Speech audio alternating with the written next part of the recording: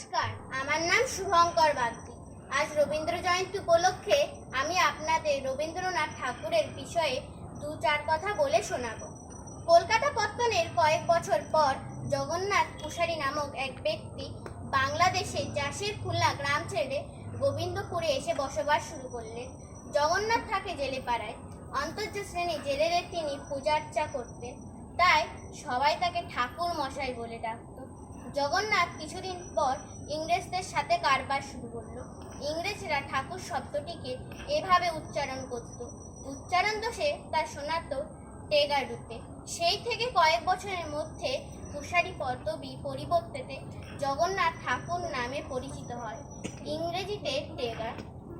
সেই বংশের নীলমণি ঠাকুর east India দেওয়ানি পেয়ে প্রচুর অর্থ উপার্জন করে জমিদারি স্থাপন করেন এবং জোড়াসাঁকোয় ঠাকুরবাড়ি প্রতিষ্ঠা করেন। ঠাকুরবাড়ির খ্যাতি প্রতিষ্ঠার সূত্রপাত ঘটে দ্বারকানাথ বাবুর আমল থেকে।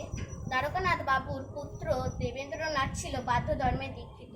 তার স্ত্রী সারদা দেবী 15টি পুত্রের জননী। রবীন্দ্রনাথ তার চতুর্দশতম পুত্র। রবীন্দ্রনাথ একটু বড় হতেই তাকে ভর্তি করা হলো ন্যামেল স্কুলে। 11 বছর বয়সে রবীন্দ্রনাথ মুক্তি পেলেন। তিনি বাবার সাথে শান্তিনিকেতনে 4 মাস ভ্রমণ করেন। স্কুলে যেতে আর তার ভালো লাগে না, তাই বাড়িতে গৃহশিক্ষকের কাছে পড়া শুরু হলো। চলতে থাকলো কবিতা লেখা এবং পড়াশোনা। 13 বছর 8 মাস বয়সে তিনি তার প্রথম কবিতা ছাপালেন অমৃত পত্রিকায়। হিন্দু মেলার উৎসাহ।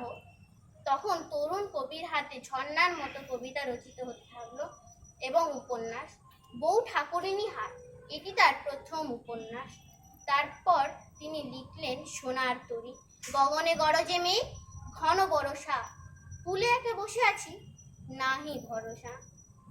তারপর তিনি গীতাঞ্জলি লিখলেন। এই গীতাঞ্জলির জন্য তিনি তার জীবনের সর্বোচ্চ পুরস্কার পেয়েছিলেন, নোবেল পুরস্কার। তারপর তিনি 1940 সালে তার শেষ কবিতা লিখে 1941 সালে পরলোক গমন করলেন। ধন্যবাদ।